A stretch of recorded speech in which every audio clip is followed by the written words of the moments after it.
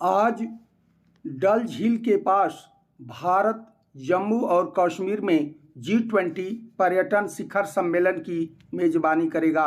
भारत सरकार द्वारा 2019 में क्षेत्र की विशेष स्थिति को समाप्त करने के बाद से यह क्षेत्र का पहला अंतर्राष्ट्रीय कार्यक्रम होने जा रहा है। यह क्षेत्र दुनिया का जन्नत बन गया है।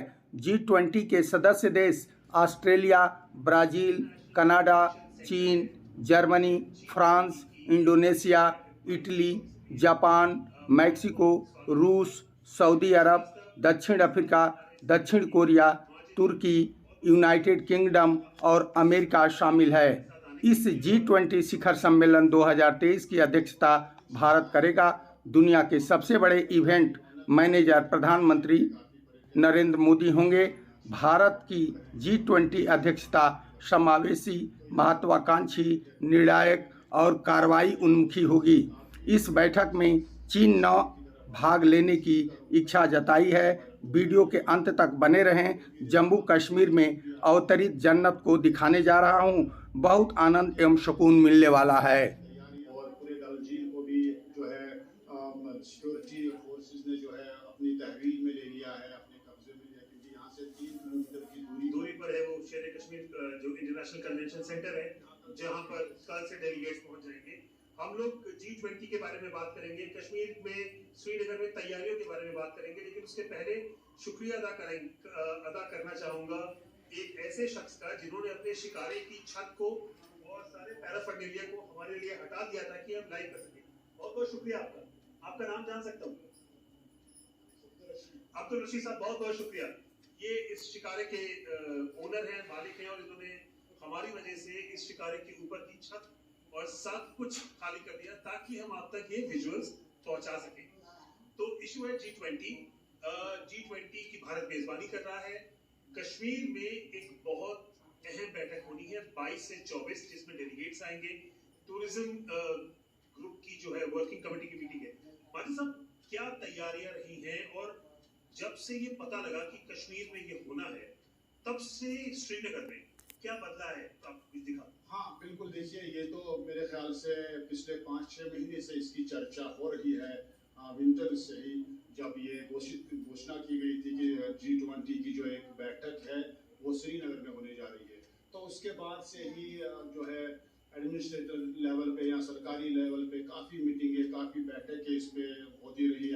LG की सरबराही में, यहाँ के चीफ सेक्रेटरी की सरबराही में, और इस G20 की बैठक के हवाले से एक स्मार्ट सिटी का प्रोजेक्ट भी शुरू किया गया श्रीनगर में।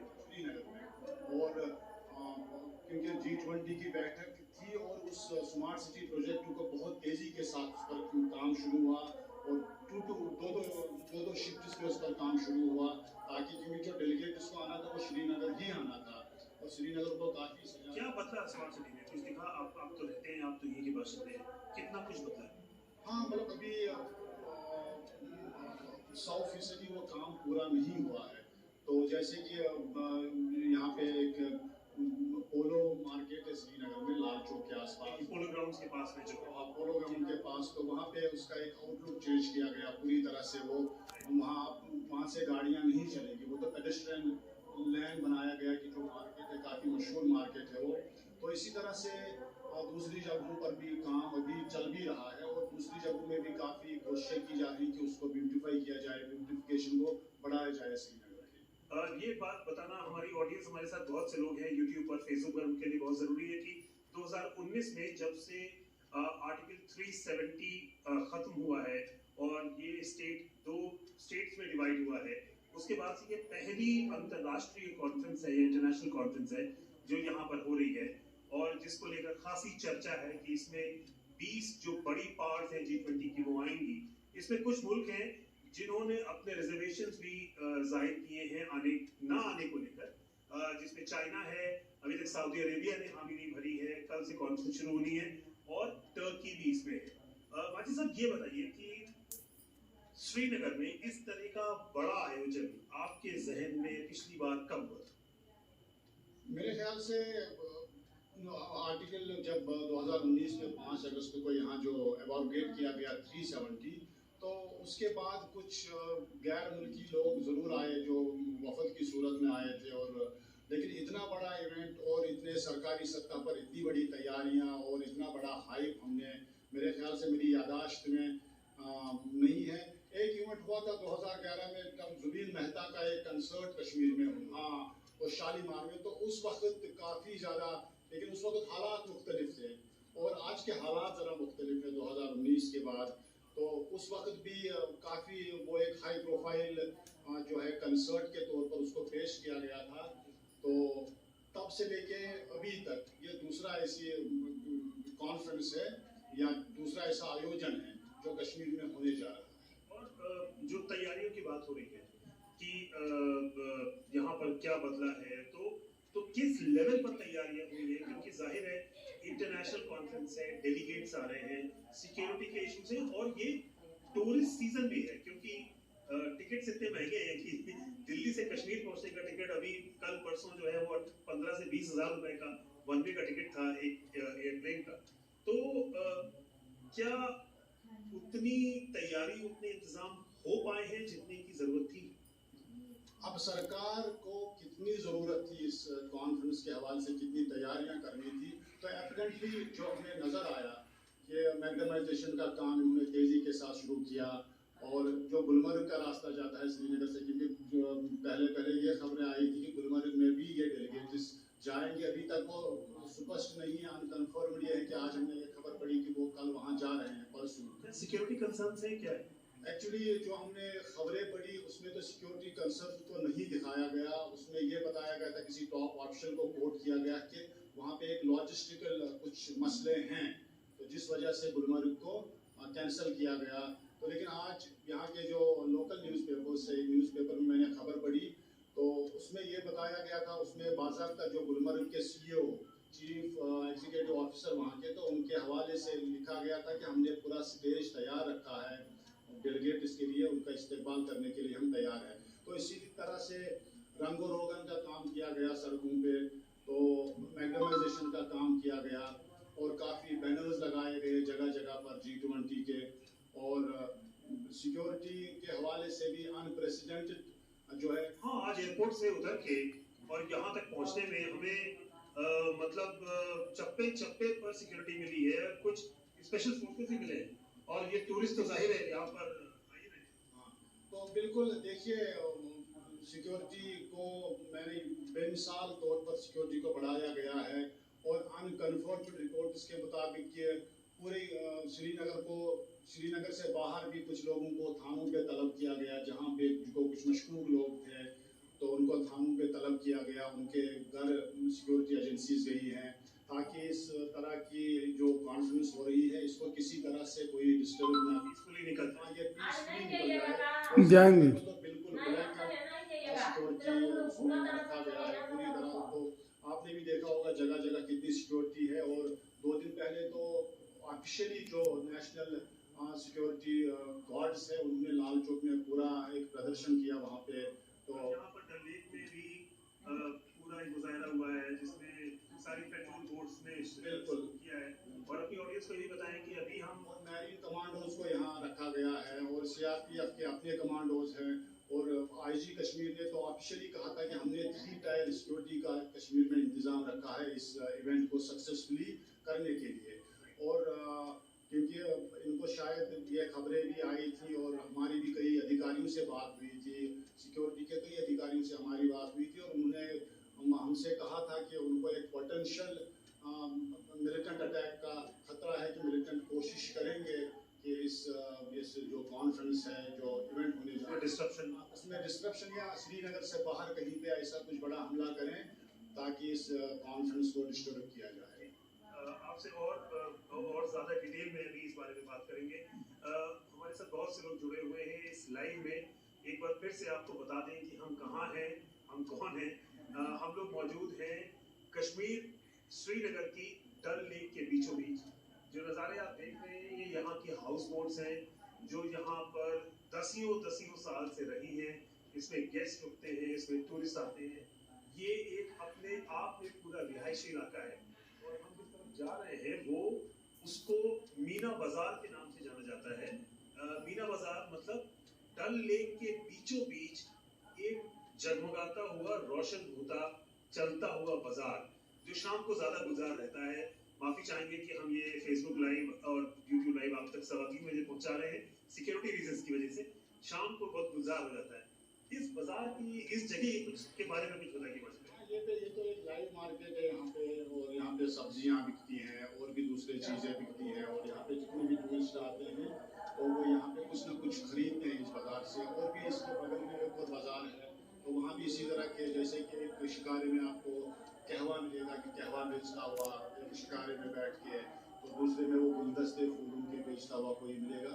तो टूरिस्ट उन चीज़ों को देखकर अट्रैक्ट हो जाते हैं और कुछ ना कुछ वो खरीदारी करते हैं या कहवा पीते हैं, तो किसी ना किसी तरह अपने आप को बंदोबस्त करते हैं। मैंने देखा है कि शिकारा में यहाँ पर जो है वो ज्वेलरी बेचते हैं, छोटे-छोटे झुमके बेचते हैं, सिल्वर ज्वेलरी बेचते हैं, और बाहर से जो टूरिस्ट आते हैं वो उसको बहुत पसंद करते हैं और खरीदते भी हैं, बिल्कुल। और ये तो सिर्फ यहाँ ही नहीं है, कश्मीर के दूसरे जो श्रीनगर के मार्केट से या पहलगाम जाइए आप, गुलमर्ग, तो वहाँ भी आपको इस तरह की चीज़ें मिलेगी, और टूरिस्ट उसको ज़रा, जो पर्यटक है उनको जरूर अट्रैक्ट करती है इस तरह की। बगल में एक शिकारा आ रहा है, उसमें कुछ टूरिस्ट हैं, अगर उनसे रिक्वेस्ट करें कि क्या वो बात करना चाहेंगे हमसे। अगर भैया एक सेकंड बात करूं क्या आप लोगों से? अच्छा थोड़ा 1 मिनट बताइए कि क्या इंतजाम है, कैसा है हाल? वो मना कर रहे हैं, वो शायद सरकारी महकमे से है, तो दावत में हम जा रहे हैं। अच्छा वो दावत में जाएंगे, स्पष्ट नहीं किया कि वो क्या बात है। टूरिस्ट से आप आइए ना, आपसे बात करेंगे थोड़ा। एक मिनट रुके अहमद भाई, हाँ एक बार आपसे बात करें, थोड़ा पीछे रहिए आपकी को। हाँ हमारे पास कुछ टूरिस्ट भी हैं जो अभी शिकारे से अपने आगे जा रहे थे, उनसे बात करने की कोशिश करते हैं, अगर वो बात करने को तैयार हुए तो। जी हाँ वो रुक गए, हम उनसे बात करते हैं और एक सेंस लेते हैं कि यहाँ पर क्या मंजर है, क्या सोच कर आते हैं, क्या क्या उनका पर्सपेक्टिव है कश्मीर के बारे में आप, और उनको क्या लगता है कि यहाँ के हालात कैसे हैं।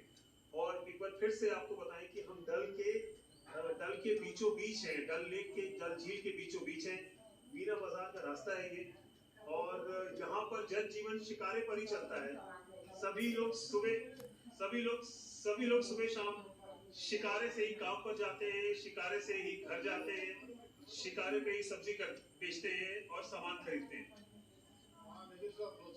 और ये देखिए हम एक शिकारे के पास लगा रहे हैं, देवाशीष जो है वो बहुत मेहनत से उन्होंने बहुत बड़ा कैमरा पकड़ा हुआ है, और उसके साथ उनके पास एक मोनोपॉड भी है, और वो नाव के एकदम कोने में है, तो इसलिए दाद उनको देनी पड़ेगी। हेलो सर, क्या हाल है आपका? हम लोग बीबीसी से हैं। हाँ कहाँ से हैं आप? जी अलीगढ़ यूपी। अलीगढ़ यूपी से हैं जी। तो ये बताइए कि श्रीनगर पहली बार आए हैं या नहीं, फर्स्ट टाइम। कश्मीर का क्या इंप्रेशन है अभी अभी तो सो फार गुड, बट थोड़ी गर्मी है। अदरवाइज कश्मीर का क्या इंप्रेशन था पहले, इसके पहले टूरिस्ट डेस्टिनेशन के तौर पर आप क्यों नहीं आए या क्या वजह थी? ये था कि हम लोग माइंडसेट था कि मनाली गया था मैं, तो मैं सोचा था कि कश्मीर में आके और अच्छा फील होगा, लेकिन गर्मी दिक्कत लगी है, मतलब नॉट सेटिस्फाइड। लेकिन हाँ बस ठीक है, अभी और एक भी जाना है और इतनी जबरदस्त सिक्योरिटी है, इससे कुछ इनकन्वीनियंस अभी तक तो कोई इनकन्वीनियंस नहीं हुआ है सर। और क्या आप लोगों को पता है कि यहाँ पर G20 के बहुत इम्पोर्टेंट जी जी पता है। हम एक फ्रेंड की शादी में आए हैं, तो शादी अटेंड करेंगे। Destination wedding? नो नहीं, वो फ्रेंड लोकल है यहाँ के। जी जी, वो हमारे साथ कंपनी में काम कर चुके हैं, तो उनकी शादी है, उनकी शादी अटेंड करने आए हैं। कब तक है यहाँ पर? तो अभी 1 वीक के लिए है, उनकी शादी अटेंड करेंगे, उसके बाद फिर देखते हैं। यहाँ पर जो इतनी सिक्योरिटी और इतने इस तरह के इंतजाम है, उसको देखकर क्या लगा आपको कि जगह पर यहाँ पर नॉर्मलसी है कि नहीं है, कैसा लगा? ऐसा कुछ हम लोग फील नहीं हुआ, लाइक हम लोग घूम भी रहे हैं आराम से, ट्रैवल भी कर रहे हैं, ऐसे कोई भी। और फिर जब G20 स्केल लेवल पे एक बड़ा समिट हो रहा है, तो सिक्योरिटी होना लाजमी है, और सिक्योरिटी होनी भी चाहिए, वो तो कन्वीनियंस के लिए है, बट कुछ इनकन्वीनियंस नहीं हो रहा है टूरिस्ट को, उसकी वजह से। जी बहुत शुक्रिया, enjoy your destination wedding. Thank you so much. तो ये कुछ टूरिस्ट थे जिनसे हमने डल लेक के बीचों बीच जो है उनको जबरन रुकवा के बात करने की कोशिश की। माजिद भाई बात बताइए, हम चलते हैं मीना बाजार की तरफ। जो यहाँ का इंफ्रास्ट्रक्चर है क्या आपको लगता है कि वो इस तरह की इंटरनेशनल कॉन्फ्रेंसेस के लिए आगे भी तैयार है, या आपको लगता है कि अभी और डेवलपमेंट की जरूरत है? नहीं, डेवलपमेंट की तो काफ़ी, मैं आपको एक ये तो चुटकुला ही हो जाएगा कि कुछ दिन पहले मैं अपने जहाँ मैं रहता हूँ श्रीनगर के आउटस्कर्ट्स में, तो कहीं पे मैं कुछ खरीदने गया तो दुकानदार ने कहा कि भाई पहली बार हमारी सड़कों को जो है ठीक किया गया, साफ किया गया, ये G20 की वजह से हो रहा है। वो तो ये कह रहे थे कि हर 6 महीने के बाद यहाँ पे G20, क्योंकि कभी सरकार पूछती नहीं थी, वरना मैग्नामाइजेशन का काम था या दूसरी चीज़ों का काम था। इंफ्रास्ट्रक्चर तो उतना बहुत हम नहीं कह सकते हैं कि बहुत अच्छा इंफ्रास्ट्रक्चर है, अभी बहुत काम बाकी है, डेवलपमेंट काफ़ी, क्योंकि जो 2019 के बाद तो काफ़ी वादे किए गए थे, तो लेकिन उसके बाद एक साल कश्मीर बंद रहा, 2019 में जब आर्टिकल हाँ, तो एक लंबे समय तक कश्मीर बंद रहा। उसके बाद कोविड, लगातार 2 साल कोविड का साया रहा। तो ज़मीनी सतह पर तो अभी उतनी चीज़ें नहीं हुई हैं जितना एक्सपेक्ट किया था लोगों ने, जो सरकार ने जो दावे किए थे, तो उतना अभी तक नहीं हुआ है। और खासकर जैसे आपने ब्यूटिफिकेशन की स्मार्ट सिटी प्रोजेक्ट की हमने अभी बात की, तो लोगों ने काफ़ी आलोचना भी की उस स्मार्ट सिटी प्रोजेक्ट की, और उसकी वजह यह है कि उससे काफ़ी लोगों को इन्कन्वीनियंस हो गया। उस स्मार्ट सिटी किस किस्म की इनकम? एक्चुअली पूरे शहर को खोदा गया, और अब जो लोग खरीदारी करना चाहते थे वो नहीं आ पाते थे शहर की गलियों में, या शहर की सड़कों पर गाड़ी भी नहीं रख पाते थे, तो उससे बिजनेस पर काफ़ी असर पड़ गया। और आज सुबह मैंने यहाँ का जो एक ट्रेड लीडर हैं, कश्मीर चैम्बर कॉमर्स के एक पूर्व प्रेसिडेंट है वो, तो उनसे मैंने ये कहा कि बिजनेस यहाँ, मैंने कई दुकानदारों से बात की और बिजनेस के हवाले से उनका बिजनेस कैसा है, तो उन्होंने एडमिट किया कि हम मानते हैं कि स्मार्ट सिटी की वजह से कुछ यहाँ लोगों को ज़रूर तकलीफ़ें हुई, दुकानदारों को तकलीफ़ें हुई, तो लेकिन अब स्मार्ट सिटी जो ही तकमील को पहुँचेगा, जो ही ये कंप्लीट हो जाएगा, तो शायद ये बिजनेस फिर से अपनी रफ्तार पकड़ेगा। ये मतलब एक तरह से ऑनगोइंग प्रोसेस है अभी, जो जाहिर है कंप्लीट नहीं हुआ है, और इसमें काफ़ी सुधार की और आगे इम्प्रूवमेंट की गुंजाइश है। एक बार फिर से हम लोग अपनी ऑडियंस को अपडेट कर देते हैं हमारे साथ। हम लोग मौजूद हैं श्रीनगर की डल लेक के बीचों बीच। ये हाउस बोट्स हैं, इनके बीचों बीच हम जा रहे हैं। ये एक अलग ही किस्म की जिंदगी है। यहाँ पर लोग सिर्फ शिकारा जो है उन्हीं पर चलते हैं। वो उधर से आ रहे हैं। चाचा उनके पास रुक सकते हैं क्या? एक सेकंड चाचा, एक सेकंड बात करेंगे, हम बीबीसी से हैं। अच्छा नहीं करेंगे, कोई बात नहीं, कोई बात नहीं। तो अभी हम एक डल लेक की जिंदगी है, यहाँ पर अलग घर है, यहाँ पर अलग रिहायशी इलाका है, वहां से गुजर रहे हैं। इशू है श्रीनगर में G20 की जो टूरिज्म मिनिस्टर्स की डेलीगेट्स हैं उनकी मीटिंग है, जो 22 से 24 होनी है। 2019 में जब से 370 खत्म हुआ है, उसके बाद से कश्मीर में ये पहला सबसे बड़ा आयोजन है, इंटरनेशनल आयोजन है। टूरिज्म का सीजन है, दुनिया भर से टूरिस्ट यहाँ पर आ रहे हैं, और जाहिर है कि सिक्योरिटी फोर्सेस भी हैं यहाँ पर, इंतजाम भी है बहुत ज़्यादा पुख्ता। इस बीच आपको बताएं कि इस कॉन्फ्रेंस को लेकर जो इश्यूज चल रहे हैं वो क्या है। तो एक इशू तो ये है कि चीन ने उसने कश्मीर में G20 की इस मीट को आयोजित करने का के फैसले की एक तरह से निंदा की है, और तुर्की और सऊदी अरेबिया ने अभी तक यहाँ पर पार्टिसिपेट होने के लिए अपने रजिस्टर नहीं किया है। चीन के विदेश मंत्री के स्पोक्सपर्सन वांग वेनबिन का कहना था कि चाइना G20 मीटिंग्स को किसी भी डिस्प्यूटेड एरिया में आयोजित करने के खिलाफ है, जिसके जवाब में भारत ने कहा है कि भारत अब किसी भी तरह की किसी भी मीटिंग को अपनी टेरिटरी में होल्ड करने के लिए आजाद हो। यानी वो जो शब्द है वो ये है कि it is free to hold meetings on its own territory, और भारत ने ये भी कहा है कि peace and tranquillity on its border is essential for normal ties with China. ये भारत का रुख है अभी तक। तो जाहिर है वाद विवाद भी चल रहा है, पॉलिटिक्स भी चल रही है, लेकिन इस वक्त आप जो नजारा देख रहे हैं ये बड़ा नायाब नजारा है। श्रीनगर के बीचों बीच, डल लेक के भी बीचों बीच, हम जो रिहायशी डल लेक का इलाका है उसके बीच से मीना बाजार होते हुए आपको ये सारे लाइव विजुअल्स दिखा रहे हैं। हमारे साथ हमारे सहयोगी माजिद जहांगीर साहब हैं। माजिद साहब, एक बात जो समझ में बाहर के लोगों को समझाइए कि यहाँ पर जो इलेक्टोरल पॉलिटिक्स थी, अब अभी तो फिलहाल यहाँ पर गवर्नेंस रूल है, मनोज सिन्हा है और उस तरह का सेंटर एडमिनिस्ट्रेशन, लोकल पॉलिटिक्स को लेकर लोगों की क्या राय है? लोग क्या चाहते हैं कि इलेक्टोरल पॉलिटिक्स बाहर होनी चाहिए, नहीं होनी चाहिए, कैसे होनी चाहिए, किस फॉर्म में होनी चाहिए? हाँ देखिए, 2014 में थोड़ा इसका बैकग्राउंड में बताऊं कि ताकि स्पष्ट हो जाए लोगों को। 2014 के आखिर में दिसंबर में यहाँ का लास्ट विधानसभा चुनाव हुआ है। 2014 के लास्ट में ऑलमोस्ट 10 साल हो गए। हाँ, तो 2014 के बाद 15 के शुरुआती दिनों में सरकार बनी बीजेपी और पीडीपी की। ये सरकार 3 साल तक चली, 2018 के जून तक ये सरकार चली।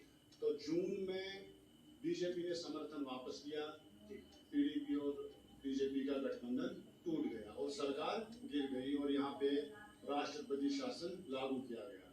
तो 2018 के कुछ एक साल बाद, 1 साल से ज़्यादा अरसे के बाद यहाँ का जो है विशेष दर्जा 370 खत्म किया गया।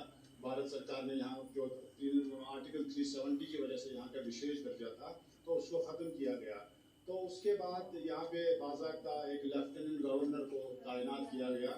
तो तब से उन्हीं के हाथ में पूरा जो लगाम है हुकूमत की, तो उनके पास है।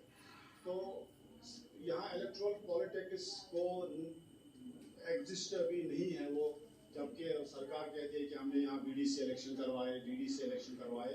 तो उनका ये तर्क है कि भाई अगर 2019 के भी इलेक्शन हुए, लोकसभा इलेक्शन, तो कश्मीर में न कराने की क्या आपत्ति थी। तो उसके बाद सरकार ने ये कहा कि जो इलेक्शन कमीशन ऑफ इंडिया है तो वो यहाँ पे डिलिमिटेशन पे वो करवा रहा है। तो डिलिमिटेशन का भी प्रोसेस शुरू वो मुकम्मल हो चुका है। और उसके बाद जो वोटर्स लिस्ट था उसमें 7 लाख वोटर्स को जोड़ा गया दोबारा। तो उस पर भी काफ़ी कंट्रोवर्सीज हुई कि बाहर के लोगों को यहाँ लाया जा रहा है और काफ़ी अप्रहेंशंस लोगों में थे कि शायद डेमोग्राफिक एक तब्दीलियाँ की जा रही है जम्मू कश्मीर में। तो लगातार जो यहाँ की सियासी जमातें हैं वो लगातार इस बात को कह रही है कि बीजेपी आखिर यहाँ इलेक्शन क्यों नहीं करवाना चाहती है, किस बात से वो डरी हुई है। अगर गुजरात में इलेक्शन हो रहे हैं, हिमाचल में इलेक्शन हो रहे हैं या यूपी में, अभी कर्नाटक में इलेक्शन हुए, तो कश्मीर में क्यों इलेक्शन नहीं हुए। और लोगों की भी ये समस्या है, जाहिर सी बात है एलजी का जो प्रशासन है वहाँ 2 या 3 एडवाइजर होते हैं, तो उन तक आम लोग नहीं पहुँच पाते हैं ना। लेकिन ये बताएं कि क्या इस जो बड़ा मुद्दा है वो ये कि इस Kashmir ready for a proper election, क्या कश्मीर तैयार है प्रॉपर इलेक्शन? क्यों नहीं भाई साहब, आपने मिलिटेंसी, आप मतलब अभी जो ऑफिशियल फिगर हैं कश्मीर में, सबसे बड़ा चैलेंज तो मिलिटेंसी का था। और ऑफिशियली अभी मेरे ख्याल से मार्च में इन्होंने एक फिगर जारी किया था कश्मीर पुलिस ने, जिसमें बताया जा रहा है कि कुल 30 मिलिटेंट कश्मीर में सक्रिय हैं। ये पिछले 33 सालों में सबसे कम फिगर है, सबसे कम फिगर है। और तो ये एक तरह से अचीवमेंट भी है उनका। जाहिर सी बात है, अब एक तरह से ना एक जो चरमपंथ के खिलाफ एक क्रैकडाउन किया गया कश्मीर में, एनआईए ने छापेमारी की या प्रॉपर्टीज अटैच की जा रही हैं, तो मतलब कई तरह से चीज़ों को कंट्रोल किया गया। अभी फ्यूनरल नहीं होने दिए जा रहे हैं कश्मीर में, मिलिटेंट कोई मरता है तो उनकी बॉडी को वापस नहीं दिया जाता है। तो एक जो इकोसिस्टम था चरमपंथ का, तो उसको डिसमेंटल किया गया। तो जब ये सारी चीज़ें हो गई तो भाई फिर इलेक्शन कराने तो मुझे नहीं लग रहा है कि कोई उसमें आपत्ति होनी चाहिए सरकार को। माफ करूंगा आपको, देवशीष भुट्टे बड़े अच्छे मिल रहे हैं, मैं अपनी ऑडियंस को दिखाना चाहेंगे कि ये भी बड़ी खासियत है डल झील के बीचों बीच की, और लोग खरीदते हैं ये। क्या ये बाहर से लाए जाते हैं भुट्टे? हाँ, इनके वो मक्के के भुट्टे हैं ये। हाँ, तो एक्चुअली इसमें सीजन होता है, अभी तो बाहर से ही आ रहे हैं, ये महाराष्ट्र से आ रहे हैं। क्योंकि एक चाचा जिनके पास मैं अक्सर ये खाने जाता था, उनसे मैं ये कहानियाँ, हाँ, क्योंकि हमारे घर के बाहर बैठते, वो 80 साल के चाचा हैं, तो वो मुझे इसकी कहानी बताते रहते हैं कि सीजन इसका, कश्मीर का भी अपना काफी प्रोडक्शन है इसका।